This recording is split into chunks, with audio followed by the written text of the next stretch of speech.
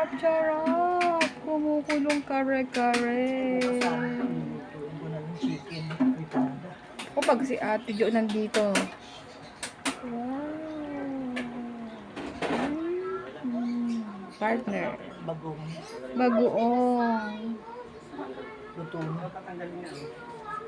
Sarap-sarap. Oh.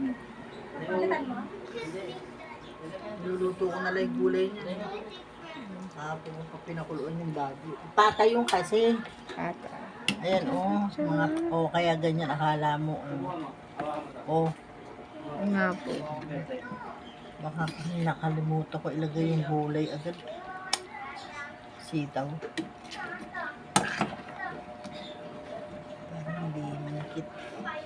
Peanut butter niya.